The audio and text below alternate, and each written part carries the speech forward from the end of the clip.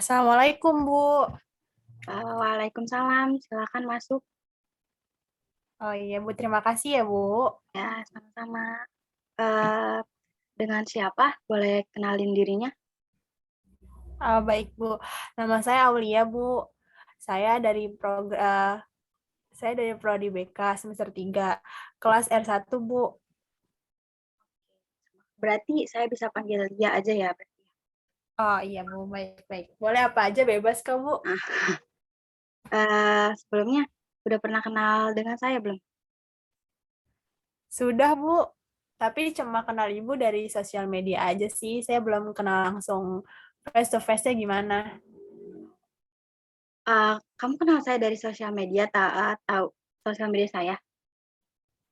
Iya, saya tahu dari teman-teman saya sih, Bu. Tapi saya belum pernah ngobrol langsung sama Ibu. Oke, oke. Supaya kita bisa lebih dekat, supaya kita juga bisa lebih akrab kan. Tak kenal maka tak sayang kan. Biar kamunya juga lebih enak ngobrolnya sama saya. Izinin saya mau perkenalkan diri terlebih dahulu, boleh? Baik, Bu. Boleh. Nah, oke. Perkenalkan, nama saya Anissa Tuljana. Saya ini dosen konseling di kampus ini. Kebetulan saya juga pegang UPBK di sini.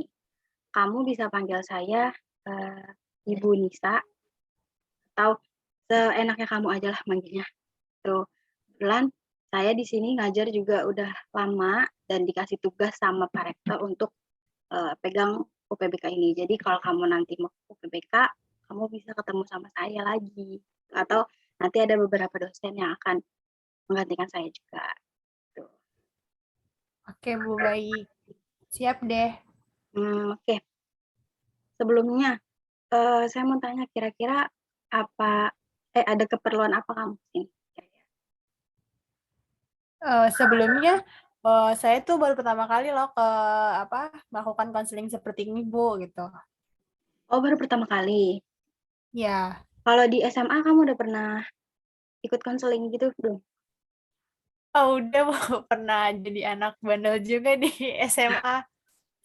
Oh, berarti kayak kalau di konseling di sana kamu kayak cuma masuk untuk sekedar ada kasus atau gimana gitu ya? Iya, Oh, berarti kalau iya konseling benar. emang bener-bener konseling yang aslinya itu kamu belum pernah ikutin. Iya benar, Bu, benar. Oke. Oke, karena kamu belum pernah ikutin, jadi saya nanti akan jelasin dulu sebenarnya konseling itu kayak gimana, dan nanti kita bakal pakai teknik konseling seperti apa. Boleh saya jelasin? Boleh? Oke, jadi sebenarnya bimbingan konseling itu bukan bukan ngajak anak-anak yang dalam tanda kutip ada kasus untuk diadili di dalam ruang BK. Sebenarnya bukan kayak gitu. Jadi bimbingan konseling itu adalah salah satu layanan yang diberikan oleh guru BK untuk membantu klien, atau dalam hal ini kan Anda mahasiswa, jadi dalam hal ini untuk membantu mahasiswa mengentaskan permasalahan yang dialaminya dia, supaya si mahasiswa ini bisa balik ke dalam kondisi yang semula sebelum terkena masalah. Jadi intinya di sini saya sebagai konselor, kalau untuk di SMA mungkin bisa dibilangi guru BK, tapi karena kita sudah mahasiswa, Anda mahasiswa dan saya sebagai dosen, um, di sini saya sebagai konselor itu akan membantu Anda untuk mengentaskan permasalahan yang mungkin sekarang mengganggu keseharian Anda. Seperti itu. Jadi bukan untuk mengadili, bukan untuk menghukum atau mengadili ya permasalahan yang ada. Seperti itu. Kira-kira bisa dipahami nggak? Atau ada yang kurang jelas? Bisa, Bu, bisa. Oke, jadi dalam konseling ini ada beberapa yang memang harus diperhatiin. Kayak dalam konseling itu sebenarnya memang isinya cerita, kita bercerita, kita berbagi apa yang namanya berbagi permasalahan antara Anda dan saya. Namun bukan cuma sebatas itu aja. Ada beberapa uh, ada beberapa aturan, bukan aturan main ya, kayak beberapa yang harus diperhatiin. Nanti selama proses konseling berlangsung itu, uh, saya meminta Anda untuk bisa berterus terang terhadap permasalahan yang Anda alami, bersikap saja terbuka selayaknya Anda bercerita dengan teman. Anggap saya mungkin kalau misalkan Anda itu merasa merasa canggung, anggap saja saya seperti teman. Jadi Anda seperti bercerita kepada teman yang memang dekat dengan Anda.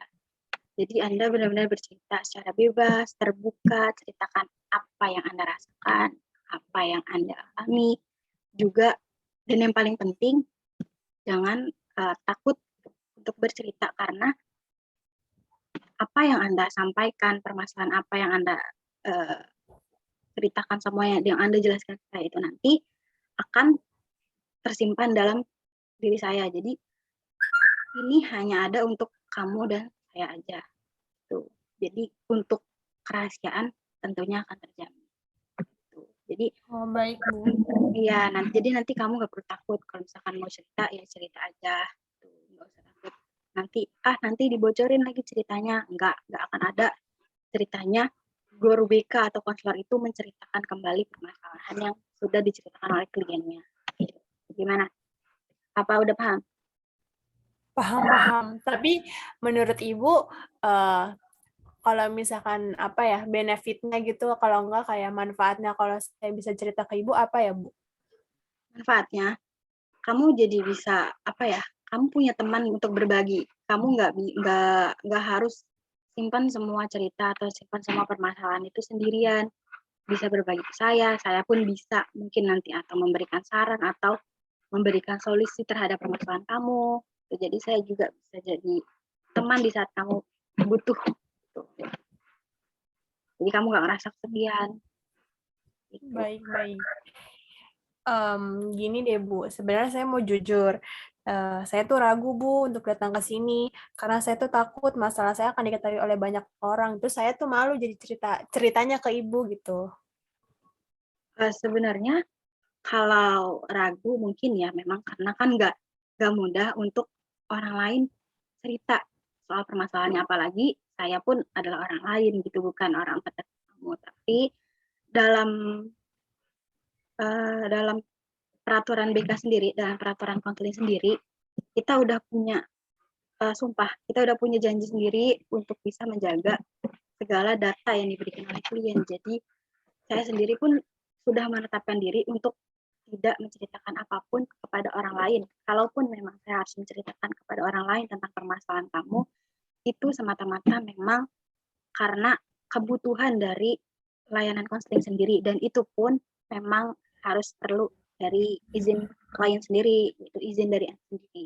Kalau memang kamu nggak ngizinin saya untuk ceritain ini ke entah itu orang lain atau siapapun, saya nggak akan pernah. Saya akan simpan semuanya. Baik Bu, baik. Insya Allah saya percaya kok dengan Ibu dan saya akan terbuka semuanya dengan Ibu. Oke, terima kasih sudah percaya. Oke, baik. Karena kamu udah kenal dengan saya juga, udah tahu nama saya, sudah mungkin kamu sudah merasa lega juga karena tadi saya udah jelasin semuanya, sudah jelasin BK ini fungsinya untuk apa, tujuannya apa, manfaatnya apa, dan apa yang harus kita perhatikan selama konseling. Kira-kira sudah cukup penjelasan dari saya atau kamu masih bingung tentang langkah-langkah nanti kita konseling itu gimana prosedurnya? Kalau untuk sekarang sih saya udah paham sih Bu, udah mengerti maksudnya mengarah ke mana itu kalau konseling itu loh Bu. Oke, baik. Berarti nanti selama ini berjalan mungkin nanti kamu akan beradaptasi dan terbiasa ya. Oke Bu. Oke, kalau gitu kira-kira ada apa? Kenapa bisa sampai membawa kamu ke sini? Kira-kira ada masalah apa? Boleh kamu Begini Bu. Oke. Begini Bu, saya tuh merasa hampa ya Bu dengan kegiatan perkuliahan saya gitu. hampa gimana, apa yang bikin kamu bisa ngerasa kayak gitu? Gimana ya Bu ceritanya ya Bu? Sebenarnya saya tuh di kuliah yang tempat ini tuh bukan kemauan saya Bu gitu. Bukan tempat Tempat yang saya mau. tempat tempat gimana maksudnya? Jadi ini bukan sesuatu yang kamu mau, maksudnya bisa diceritakan lebih detail? Iya, jadi saya di sini tuh merasa hampa berkuliah di sini. Saya tidak merasa bahagia sama sekali, Bu. Saya merasa semua yang saya lakukan itu tidak ada gunanya gitu. Sejujurnya, saya tidak ingin berkuliah di sini tuh karena apa? Karena saya punya target PTN saat saya kelas 12 dahulu. Saya tuh ingin masuk nih Bu ke PTN favorit yang saya inginkan. Tapi kenyataannya nih Bu, sekarang saya tuh bisa ada di sini Bu di tempat ini karena saya juga pertama nggak masuk yang UTBK, terus saya juga eh, kurang lah Bu gitu kan saat di apa saat melakukan ujian tersebut gitu. Karena saya dapatnya tuh PTS Bu. Di mana tuh yang PTS itu kan pasti kan notabene kan jauh kan dari harapan saya gitu kan. Misalkan saya mau kerja nih Bu, saya mau nanti cita-cita saya pengen jadi kayak seorang dokter. Harusnya kan kalau kayak gitu kan dominannya harus di PTN ya, biar mudah gitu buat masuk ke sekolah-sekolah yang atau apa rumah sakit yang mudah-mudah. Tapi kan karena ini kan saya jadi kayak aduh mikir terlalu keras nih harus bagaimana selanjutnya. Bahkan ya Bu, Hmm. saat saya belajar seperti yang lain, mengerjakan tugas atau mengumpulkan tugas tepat waktu, saya tuh jadi kayak kurang Bu karena saya tuh kemauan saya tuh kurang gitu. Karena bukan kayak tempat yang saya impikan. Jadi kayak belajar itu jadi mager gitu loh Bu. Itu sih Bu kendala saya. Jadi, kalau bisa saya simpulkan berarti kamu ngerasa hampa dengan kuliah yang saat ini kamu jalani gitu. Iya, benar Bu, benar. Nah, karena ini bukan PTN, istilahnya ini bukan tempat kuliah yang kamu mau. Kamu maunya tuh di PTN, tapi ternyata rezekinya malah dapet di PTS. Jadi kamu kayak ngerasa hampa gitu, enggak gak ada gunanya nih di sini gitu. Seperti itu. Iya, benar Bu. Tadi kamu eh, bilang mau jadi dokter ya? Iya. Iya, oke. Em, oke.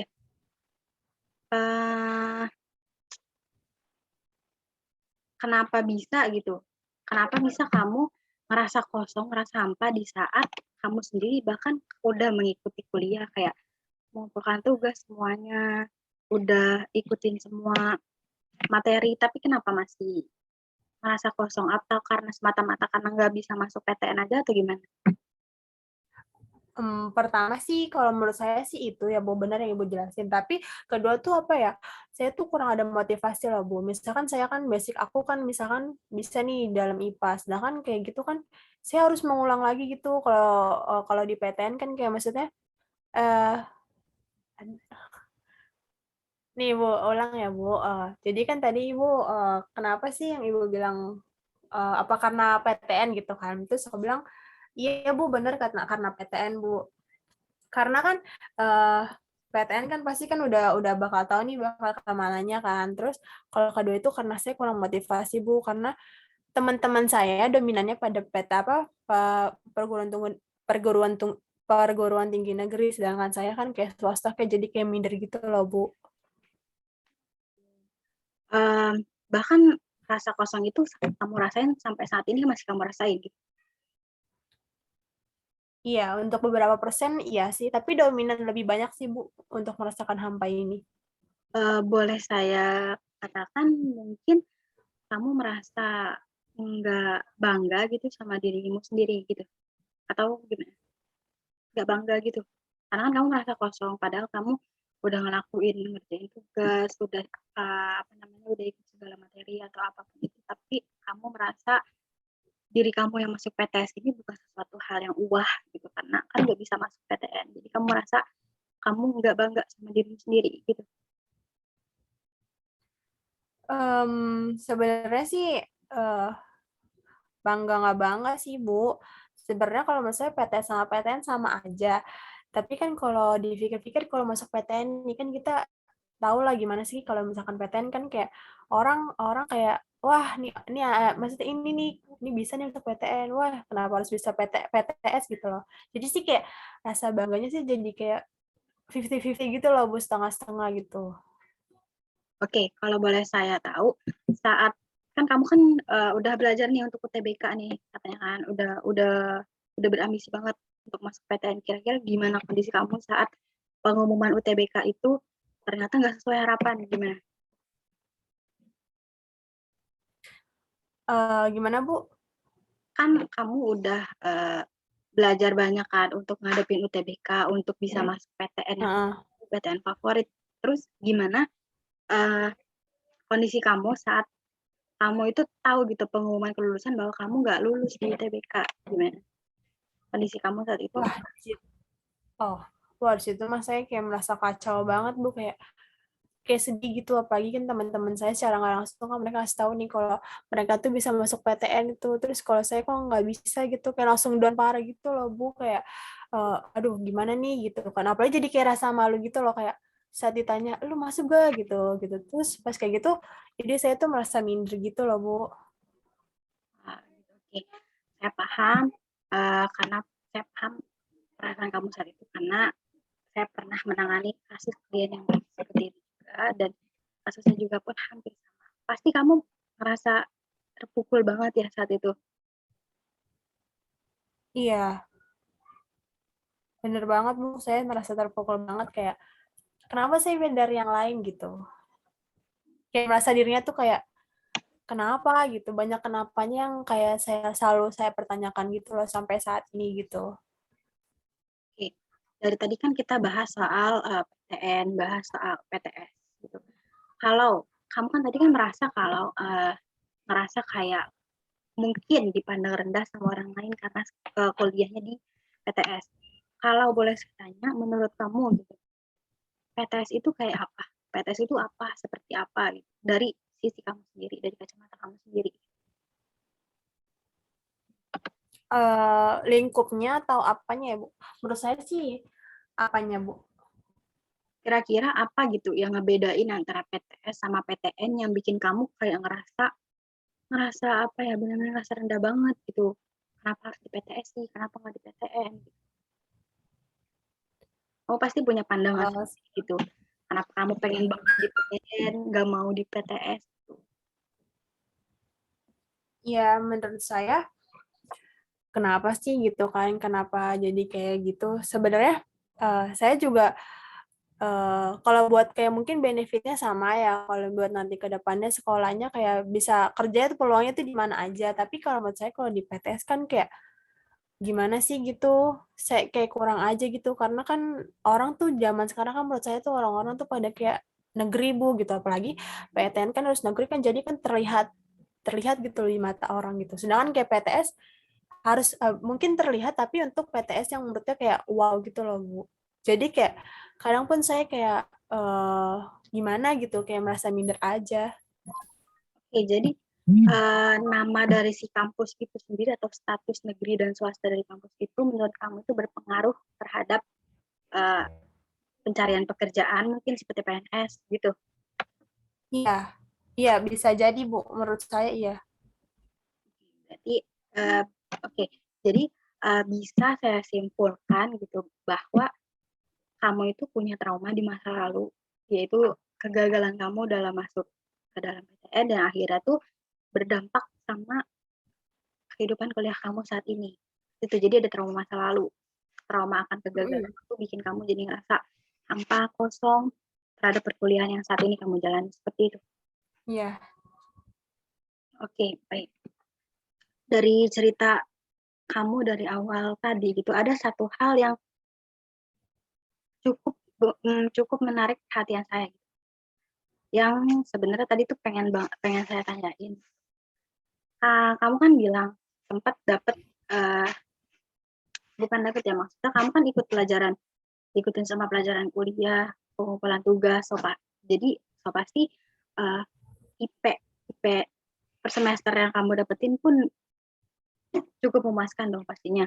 Nah, apakah Iya. dapetin nilai IP yang memuaskan, nilai IP yang cukup tinggi itu belum ngebuktiin bahwa kamu itu udah mampu gitu, bahwa kayak pencapaian pencapaian kamu saat ini tuh berlawanan sama pikiran-pikiran kamu, sama perasaan-perasaan kamu saat ini. Kamu merasa jadi manusia yang rendah, merasa kuliah di sini itu jadi apa ya, jadi nggak dipandang sama orang gitu. Apa dapat IP yang cukup tinggi itu belum cukup untuk ngebuktiin kalau kamu itu udah hebat kuliah di PTS? Kalau menurut saya sih sebenarnya itu udah termasuk bagus sih. Tapi kan kadang-kadang tuh kita kalau dapet IP tersebut kayak IP bagus juga kan karena kan kayak apa sih kayak dituntut untuk selalu belajar gitu loh, belajar belajar gitu. Tapi kadang kan ada juga yang dari kemauan diri saya ada juga kayak emang tuntutan itu belajar gitu. Em, Saat kamu mendapatkan IP yang tinggi atau yang menurut kamu itu cukup memuaskan, apakah kamu masih ngerasa hampa dan tetap ada sesuatu yang hilang dalam diri kamu saat kamu dapetin, misalkan di semester 1 nih, dapat IP 3,8 misalkan. Apa saat kamu dapat IP tersebut kamu masih ngerasa hampa atau gimana? Lumayan sih Bu, saya merasa ada rasa bangga diri sedikit gitu loh karena saya walaupun saya down tapi saya bisa sejauh ini bisa kayak progress gitu loh Bu. Tapi saat kamu udah mulai percaya dengan diri kamu, udah mulai apa ya istilahnya, udah bisa memotivasi diri, oke, okay, saya udah bisa sampai di sini nih, gitu kan. Saat kamu sudah mulai percaya pada diri kamu sendiri, apakah ada saat-saat dimana kamu mulai mengingat-ingat kembali kejadian yang lalu, gitu. Jadi timbul penyesalan lagi. Apakah ada saat-saat itu saat kamu udah mulai merasa percaya diri, tiba-tiba keinget gagal masuk PTN terus jadi down lagi, ada nggak kira-kira saat-saat kayak gitu? Ada sih saya jadi kayak merasa saya udah lebih kurang apa sih kayak tingkat kepercayaan diri saya sekarang sudah jadi naik sih Bu karena IP saya itu bisa naik juga gitu loh. Jadi kayak eh karena sih kayak mikir ternyata tuh PTS sama PTN sama aja loh Bu gitu. Cuma gimana caranya saya aja gitu belajarnya tuh gimana gitu biar sama gitu sama kayak mereka gitu loh Bu. Jadi kamu jadi kamu kayak punya keinginan gitu ya, punya dalam diri kamu sebenarnya ada keinginan untuk bisa sama kayak teman-temanmu yang di PTN. Jadi kamu ada keinginan Iya, seperti itu. iya, iya bener Bu ada. Oke, kalau saya tanya sejujurnya gitu dalam hati kamu pengen nggak sih sebenarnya lepas dari rasa hampa, rasa rasa apa ya, sesuatu yang hilang dalam diri kamu gitu. Kira-kira pengen nggak sih? Karena kan itu mungkin ya cukup mengganggu gitu kan. Di saat kamu pengen berdamai sama masa lalu, di saat kamu mau gitu menikmati apa yang saat ini kamu jalani, tapi tiba-tiba kebayang lagi masa lalu itu gimana kamu gagal PTN, kamu nggak bisa raih impian kamu. Tadi kamu bilang kan mau jadi dokter kan.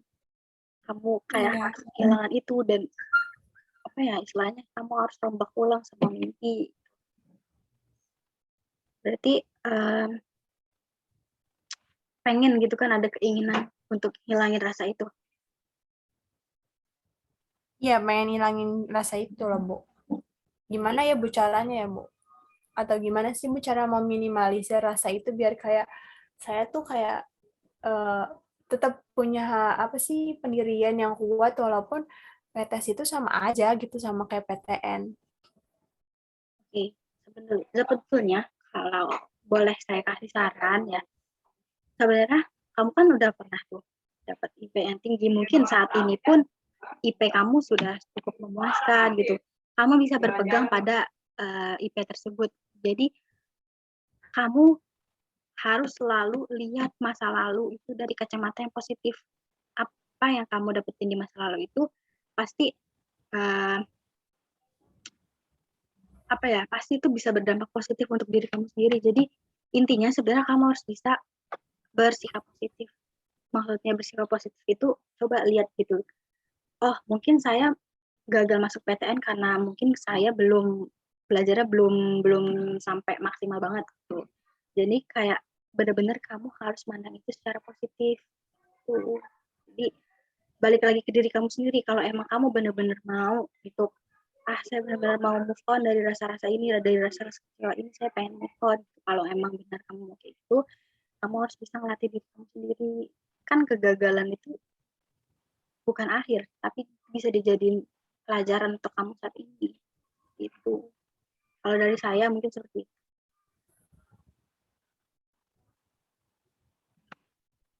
Gimana Bu?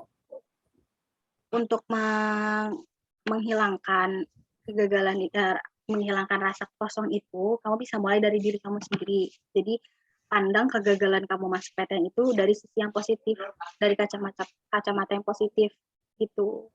Mungkin dari balik kegagalan itu ada sesuatu yang indah gitu di baliknya, karena kan dari kegagalan itu bisa dijadiin pelajaran tuh. Iya, Bu, benar-benar banget. Berarti saya harus selalu kayak berpikir positif juga ya, Bu. Nah, itu. Nah, kamu kan tadi merasa kosong juga kan, ngerasa kayak ada sesuatu yang hilang.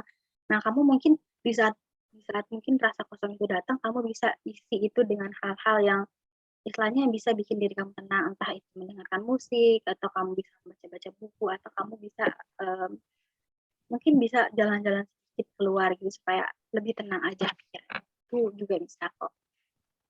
Jadi fokus Anda saat ini jangan selalu berfokus ke kegagalan Anda di masa lalu, tapi fokus ke apa yang saat ini kamu jalani.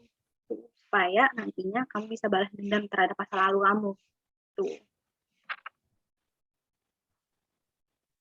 Seperti baik, Bu, baik, Bu. oke, itu bisa. Oke, saya bisa dipahami sih, Bu, untuk sementara. Oke, saran dari saya mungkin nanti bisa kamu coba itu perlahan-lahan di saat kamu rasa sepi, kamu bisa isi itu dengan kegiatan-kegiatan yang positif dan kegiatan yang bermanfaat supaya kamu nggak selalu terpaku sama kegagalan di masa lalu itu. Mungkin perlahan itu bisa menghilang. Baik, baik, baik. Bisa dimengerti sih, Bu. Terima kasih banyak ya, Bu. Oke. Saya sedikit dapat pencerahan sih, Bu, mengenai kayak perbedaan gitu, kayak tidak selamanya yang menurut saya itu nggak baik gitu, tapi ternyata tuh bisa berpengaruh baik juga itu buat diri saya. Oke, kamu kan udah ceritain semua nih, semua permasalahan kamu udah kamu ceritain. Kalau boleh saya tanya, gimana perasaan kamu saat ini, untuk saat ini? Kalau perasaan saya untuk sekarang sih udah lebih tenang sih, Bu, udah kayak lebih nggak terlalu bersedih-sedih banget gitu loh, udah bisa menerima dengan lapang dada. Berarti ada kemajuan lah ya dari perasaan sebelum kamu melakukan konseling saat ini. Belum. Saat itu kan kamu benar-benar bawa pikiran yang riweh, bawa beban yang cukup. Tapi setelah kamu bercerita kepada saya, jadi lebih lega. Itu. Iya, benar, Bu, benar banget. Oke. Nah, untuk menambah wawasan kamu terkait masalah, kamu kan di sini masalahnya kalau saya bisa garis bawahi, masih kesulitan untuk mengikhlaskan apa yang terjadi pada masa lalu. Seperti itu kan? Iya, iya, benar. Oke, nah untuk apa ya istilahnya, untuk menambah wawasan sekaligus untuk memperkuat konseling ini, saya akan kasih kamu salah satu layanan dari konseling juga, yaitu layanan pendukung dari konseling, yaitu tampilan kepustakaan.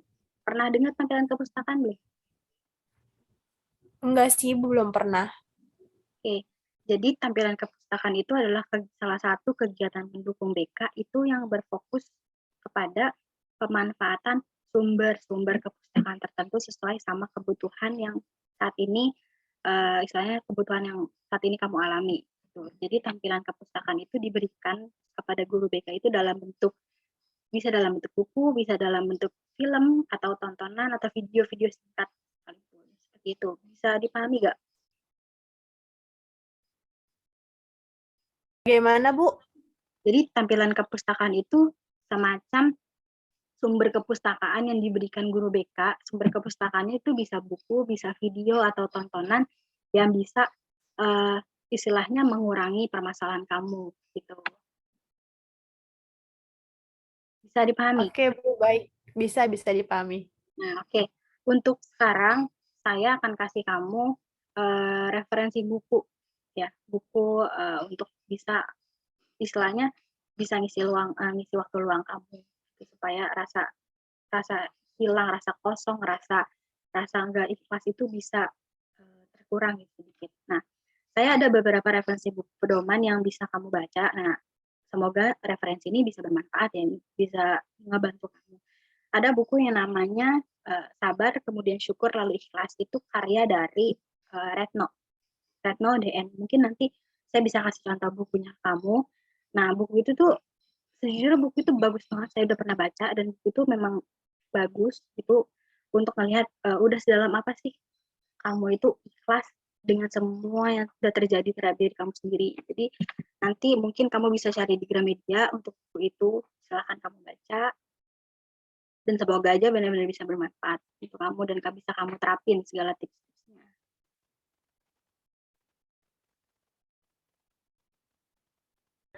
Iya Bu, baik-baik. Oke, karena saya udah kasih tampilan perpustakaan tadi, menurut kamu gimana solusi kamu ke depannya supaya kamu itu nggak ngerasa kosong dan tentunya bisa mengikhlaskan segala peristiwa yang terjadi selama ini? Kalau menurut saya sih Bu, solusi saya sih em, kayak eh, tetap berfokus saja ke diri sendiri sih ya Bu. Nah, bisa kamu bisa menikmati apa yang saat ini kamu udah ambil, yang udah kamu jalani saat ini supaya gak terlalu terpaku sama masa lalu juga. Seperti itu bisa kamu lakuin. Oke, kalau gitu semoga apa yang Anda harapkan saat ini, apa yang kamu harapin saat ini bisa lepas dari rasa kosong itu semoga bisa tercapai dan apa yang kamu rencanain dari yang tadi untuk membaca buku untuk mengisi waktu luang itu semoga bisa terlaksana dengan baik. Ya. Oke, Lia. Amin, amin. Oke. Ingat juga gitu kalau setiap orang itu pernah merasakan gagal, udah pernah merasakan terpuruk juga hidupnya. Gagal dalam hidup itu bukanlah akhir dari segalanya. Jadi kamu harus bisa bangkit lagi. Dan kalau kamu nanti misalkan masih butuh untuk teman untuk cerita atau masih rasa ada yang mengganjal, kamu bisa datang ke ruang UPBK ini. Nanti kita bisa bikin jadwal lagi untuk konseling selanjutnya. Oh, oke, oke, baik Bu. Terus mungkin ya Bu untuk kedepannya sih saya dari kayak yang Ibu tadi jelasin, kayak saya kan saya udah apa sih udah kayak memahami gitu kan, udah sadar gitu ternyata nggak semuanya itu yang apa yang kita inginkan itu bakal terjadi kan. Mungkin kalau untuk sekarang sih saya akan lebih sering menghabiskan waktu dengan fokus belajar dari karir saya gitu. Kayak terima aja sih gimana yang Allah takdirkan untuk saat ini gitu loh. Mungkin dengan saya menikmati kayak gini kan saya kan juga bakal tahu nih nanti kan ke depannya karena nggak semuanya juga kan menurut saya PTN itu bakal apa indah-indah gitu kan. Nah, dari situ kayak saya udah tersadar gitu kan. Saya akan sekiranya saya akan mengikuti saran Ibu serta buku-buku yang Ibu tadi jelaskan gitu. Oke, baik bisa. Berarti konseling ini semoga bisa bermanfaat untuk kamu ya, Lia ya. Iya, Bu.